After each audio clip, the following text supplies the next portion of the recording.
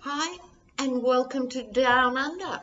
And I'm joyous today, unlike yesterday when I was a snarling witch. I'm so sorry about that reading. I was just completely gobsmacked by all that and had to ring Dave and say, "Ah," and he talked me off the ceiling. Bless. So, as fate would have it, he is now in Sydney today, so we're going to do two joint videos. This is the one that will appear on my channel, and then we'll do another one that will go on Moonride. So before we started, we needed a rave to really debrief about the Muller stuff and about everything that's happening. And part of that conversation, we both think that, and we're not alone in this, he's had a honeymoon with the economy, and we both feel quite strongly it's not until the economy takes a significant dive, unfortunately, that people will start to really pull away from him, because the defence always is, well, the economy's good. Yeah. The economy's good. It doesn't matter that we're living in a fascist regime because the economy's good. And so here we go. So what do you think? I think we're looking at the last stages of capitalism in a way, of how we're groomed and conditioned to think that as long as big business is doing well, everything's cool. What do you think about that? Well, I look at this as a sort of battle of American-ness, if you will. We've got capitalism here, and we've got the freedoms, which we often, but maybe sometimes get, right? And there's always been this balance. One question about America is, can you have a capitalist society which is at the same time free? Because the capitalists might take all the power, as they have largely done now, and control the democratic process. That is what's occurring. So I think this battle is just bringing some things forward and back. And, we, the viewers, everyone is actually being asked and compelled, how much do you believe in your democracy? Right? Oh, that's the key question. We must come forward and, think about think about the people who marched with Martin Luther King. They were willing to put themselves out there, even risk their lives to do that. So I think that really, I know it's disappointing to watch, but I don't think one person is going to show up with the magic bullet. Yes. I think this is the one time where we're like, nope, sorry, you don't get a leader. It's up to you. This is our democracy, and you have a choice. If it's not that important to you, if you just care about the money, you can sit back. But, one positive is that Trump's numbers, if you just looked at the economy, should be really high, right? Because he inherited a good economy, in my opinion. But, so it's not a... I wouldn't even say that it's something that we should be sad about. I think it is compelling. And, if you lived in 1933 in Germany, it would look pretty dang dire. But at the same time, there were certain people who, there's that photograph of all the Nazis, and there's that one guy who's not saluting. These are the times that make people heroic. Yes, and I think that's a really good way of looking at it. And there's that famous quote from Edmund Burke, and I think JFK used it effectively. Evil triumphs when good men do nothing. Yes. Let's update that. When good people do nothing. Yeah. Right? So non-action is an action. Trump got in because half of the eligible voters didn't vote. So non-action is an action. And I think we've got to keep each other's energy up and to find a role, however big or small, to be part of the change, not part of the problem. Yeah. Well, notice how probably viewers have turned to spirituality. Our government isn't working. It's not solving these problems. So people are turning a bit towards their own powers. And in a sense, you could see that they are developing them. Yes. And I think that's a really interesting development in the long game. I'm talking human evolution. Right. We got sidetracked for the last 5,000 years with certain religions and tropes of religions being intermediaries between people and the creator. And I think people are looking now to a more direct relationship with that, and that's a good thing. Well, imagine in times history, where there would be burning witches. Yes. Some of those witches would be, distancing themselves and doing what they're doing in secret. Yes, many Right? did. And they would be developing their own powers, maybe in secret locations and things like that. So, at least we're not being burned alive for the most part. For the most part. My toes. Right.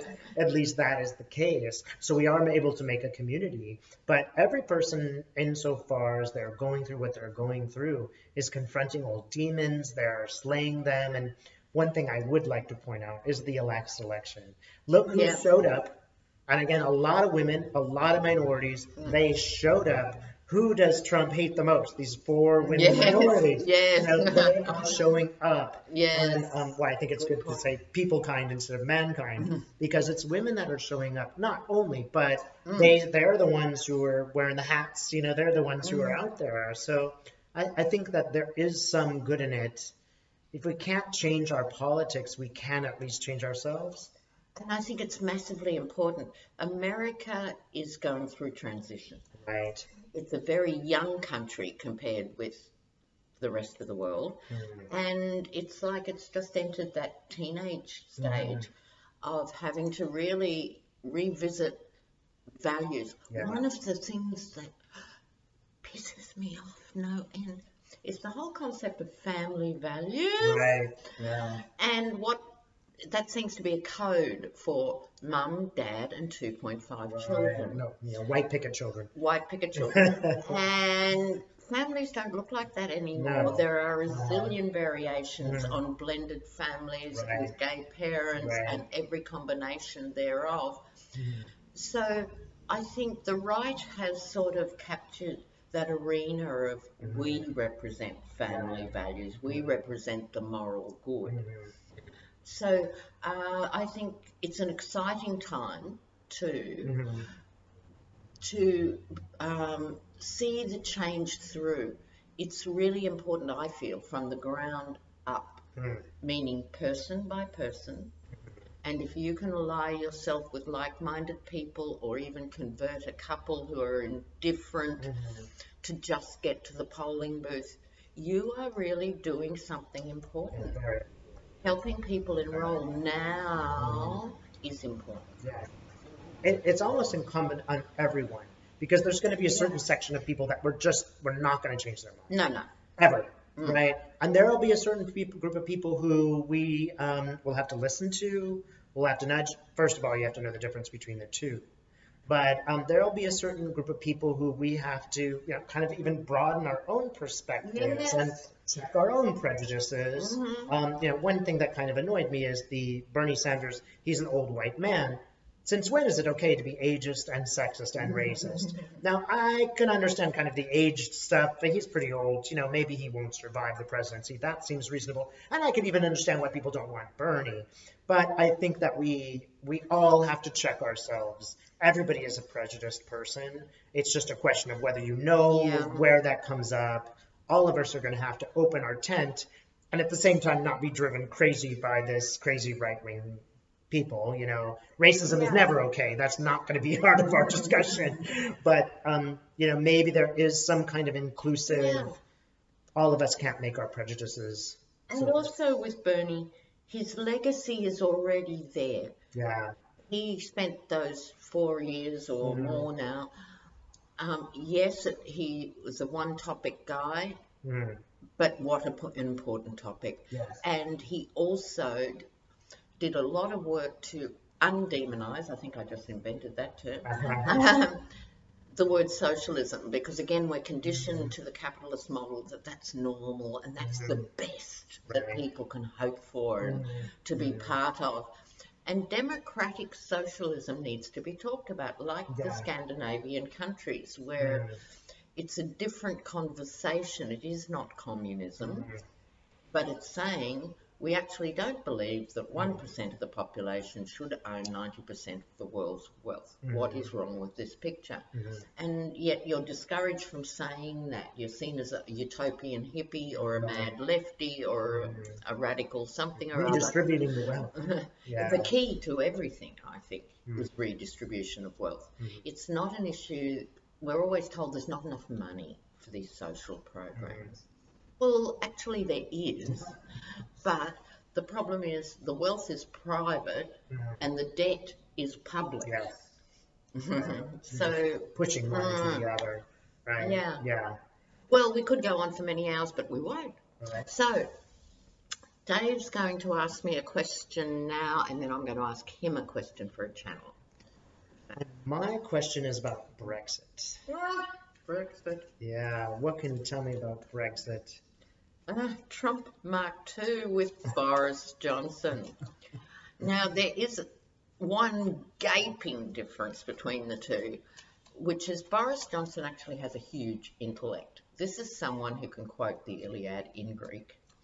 He speaks Latin and 2 or 3 other European languages. He's actually got an enormous intellect. So it's almost worse because Trump is just dumb as a bag of hammers. And Boris Johnson has an intellect that he chooses to use for this extraordinary push to separate the UK from the EU in the modern world. And it's bizarre. And I was saying to Dave during the week, I hoped he did get this gig. Do you remember that conversation? Yeah, I do. People were going, oh, I hope Boris Johnson doesn't get elected Prime Minister. Oh, what if Boris Johnson... But you know why? It's because I want these guys who are responsible for this stuff to be in the chair when it falls apart, right? I'm sick of seeing people destroy, you know, countries and parties and ways of thinking and quality of life. Then someone else comes in behind with the mop and the vacuum cleaner. Right. I'm really happy he's there. Yeah. You know, and that's why Trump has a function, I think, as the underbelly of America. Yeah. He is so blatant. Right. He is such an extraordinarily blatant creature. There's no excuses, there's no hiding. So America has to deal with these issues. It's a bit like Epstein. Yeah. You know, there are 100 Epsteins out there. Yeah. This is just the one that we caught. That's right. So, you know, what is unbridled capitalism? It looks like Epstein. It looks like that guy. Yeah. You know? Yeah. Brexit. Okay. Bit of mumbling here. Right. Boris Johnson and Brexit. We'll look at Boris quickly first and then Brexit. As a leader, what's going to happen with Boris? Okay, let me bring you down. Hopefully this will be in the right place. Oh, the rip-off merchant, the new leader. Well, it's probably okay. Yeah, you think so? Okay. Not perfect, but That's good enough. I'll hold That's the cards actually up for you. Yeah, that works. Okay, here he is, getting away with whatever he can get away with, right? Now, there's more to this card, apart from being known as the rip-off card. It's almost a Cossack figure, almost right. Russian. There's sort of a Russian hat, Russian boots. Here we go, first digression, viewers. I can't help myself. Who is benefiting from what is going on with the American election rigging? That would be Putin. Who would be benefiting from the chaos in the UK? I think you'll find that also will be Putin. So he is working. I'm not necessarily saying he's a paid agent of the Russian state, although should that be revealed, would I be surprised? No. I don't think it's that, but I think he's being played. And that's what I see with that card there. Here he is, the new leader, marching into town. Moving right along, Ace of Pentacles. This is interesting. It's all about the money. The hand of God with the storm cloud around it. also known as fool's gold. So there's also in this card something I like to point out to those learning tarot with the gap in the hedge. It's a little hint that if we do not learn lessons, we have to do it again. We have to go down the path again. So in many ways, this card couldn't be more perfect. He's in it for the money and the kudos and all the obvious things that drive political creatures. But it's more than that because of this card sitting on top, the revolve card. It would indicate a loss of money coming up here. How's it going? Short-term outcome for Brexit for Boris? Not so good. Not so good. And I don't think kind of like nightmares or yeah, night terrors? anxiety, not being able to sleep. What have I done? Gulp moment. So that's Boris, and then I'm quickly going to do Brexit because he has promised to deliver Brexit with or without a deal. It's extraordinary. You turn your back on the EU, that's 28 countries, but there are also the EU as a bloc has trading deals with 67 other countries. So what the hell is the UK going to do? They can go to anywhere. They can go to Taiwan. They can come to Australia and say, why don't you trade with us? And it's going to cost you more than if you were dealing with the EU. So where is the logic in that? Yeah. What deal are you going to make with me? What deal are they possibly going to make? Anyway, let's look. Short-term Brexit. Brexit. Oh, what flew? Oh, what flew out? There you go. The card we were just. It literally flew out, didn't it? It sure did. Okay. Whoa. Yeah, it's funny how that happens.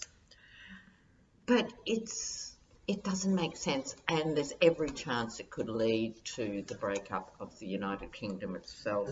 You know, it's such high risk, it's such high stakes. And these guys are playing. He's going to be on a European pension for, you know, the rest of his natural life. He's fine. Okay, Brexit. Bit of justice coming in there. Women again coming out. Hasty revenge. Okay. So, look. The signifier, as we said, is people are worried. Really worried. A recent survey revealed that 6%, that would be 1, 2, 3, 4, 5, 6% of people trust the government in the UK. I've never seen a figure like that before. This, I think, is the EU. They're going to hold firm. Like I said, I wanted Boris in because he's going to go to the EU and he's not going to get a better deal. You know, there might be some little tiddly thing, but he's not going to get a better deal. Whereas if he wasn't elected, he would always be able to say, I would have got the killer deal. Now he can't hide. I think that's the EU saying, eat my shorts. Right. This is the card of hidden agendas. It has other deep and prophetic meanings, but this is the base meaning of this card, which is hidden agendas. That probably means because he's a Europhile because of his linguistic skills and he's lived in Europe for years and stuff. I think he's spoken to a couple of individuals in Europe, I hadn't thought of this before, to secure a couple of notional things that he can say he's done. I think that's his hidden agenda. This whole thing about Brexit is an irrational rush in. This is the unthinking knight. This is the opportunity to charge into the headwinds. I'm a Brit and I'm proud of it and I don't care and we'll go down with the ship, but rah, rah, rah. It's that. It's a card of almost violent folly. It's the unthinking knight rushing in. Then, and this card will have implications for times in the future, this is doing trade over the waters, international trade. I'm sorry for laughing, but it's so ludicrous because you're coming from such a weakened position, and it's predator and prey. Everyone in the world knows you haven't got any bargaining chips, so they're going to ratchet it up when any UK delegation comes and says we want to sell tyres to Korea or something. They're going to laugh in their face. This is, you know, the end game. The end game, waiting for the ship to come in. This is those who support Brexit. Not going to happen. I'm sure there's a lot more to be said and done about that. We will watch it unfold.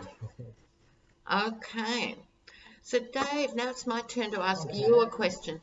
And I think what's really important for viewers, and I'm sure I'm speaking on behalf of many of you, what are the positive takeaways about what's happening now, including the Muller testimony and the reaction to it? What's the positives?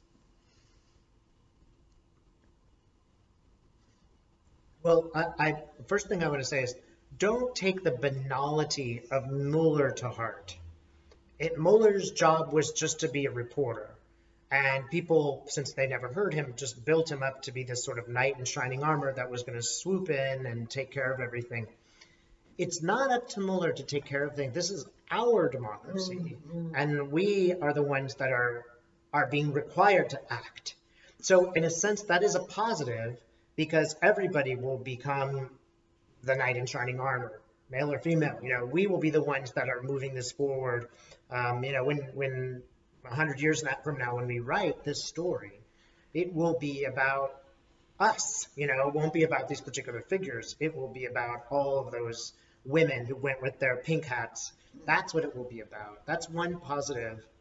And again, I don't see any negative here. I don't really think that testimony was, I think it was kind of better that it was banal. Because in a sense, Mueller did not look partisan. He certainly wasn't there to, you know, be this heroic guy that they were just going to attack in a partisan way. The way that they attacked him was, say, is kind of a doddering old fool, which is, you know, a little bit like some of the Trump supporters. They're elderly and maybe not making so much sense. So I think in a way it was neutral, and that's what it was supposed to be. But it's just, again, I don't think it's going to be enough. There isn't going to be this one thing, perhaps, that's going to be enough. Also remember that, you know, Obama became president because of a recession. People do think with their money. They do, and that's just a fact of life. Yeah. So are there any other Spirit? What else is positive?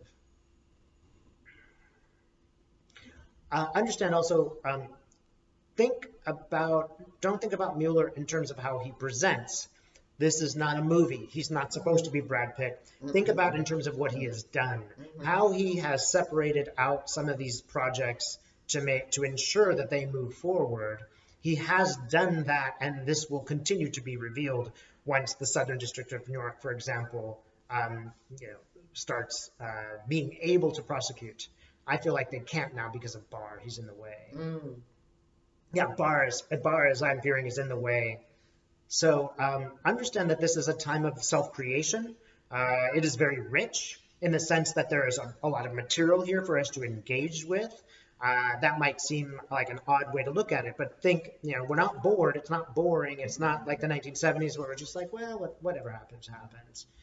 And let's see, you know, there is a community that is being created. Lena and I are great examples. We never knew each other until Trump, right? So in a sense, you know, it is creating a group of people who will remember this. And it is also the young people who are watching. They are watching us. And they're seeing who comes forward and who does this. And younger people will learn from how we handle this in the future. I think they have already learned. And again, I have to point us back to the fairly successful last election where a lot of people showed up. I just keep seeing people of different colors holding hands in a circle and backing each other up. And I think, you know, other revolutions were maybe, you know, more tilted to one color or another. This is going to have to be a peaceful revolution. where all of us stand together. And that does seem like an evolution. Yeah, and I'd just like to add to that, and we've talked about this before, don't be daunted by the numbers. Some of the biggest events in history started with very small numbers of people That's a good point. who kept up the good fight, and gradually the numbers expanded and so forth. And the Vietnam War protests and stuff started with a handful of radicals that ended up with guys lost their job if their hair was too long, families split up over that. It was a handful. The same with second wave feminism. It was a tiny percentage of women who fought that fight for all women. It was the same with Martin Luther King and the Civil Rights Movement and others. A handful started it, and then the moral position that they represented caught hold. And I think we've got to remember that now too. If you can be part of the small number of people who have managed to stay sane, to not be paralysed by this, it's really important. Take time out, rejuvenate, like I had to today after yesterday, regroup and put that positive energy. You know, one more thing I would say is just a bit of advice. I keep seeing a knife. There's a group of people sitting in a circle, and the knife just seems to be, don't let Trump divide us. And that is that's what these racist things are, is try to see if he thinks that he can divide us. That worked in the last election in a way, not maybe the last election, but the election before that. Yeah, the 2016. That worked a little bit in a way. And just don't let yourselves be divided. If some divisive ideas get into your brain, you know, maybe you have to rehash them out and deal with it, but don't let it ultimately end in some kind of divisive action. That is exactly what Trump wants. Right. I think that's a really good note to end on. Cool, me too. All right, everybody. Thank you for watching. Thanks for watching. And we're going to make another video now for take a look. Moonride. See you soon.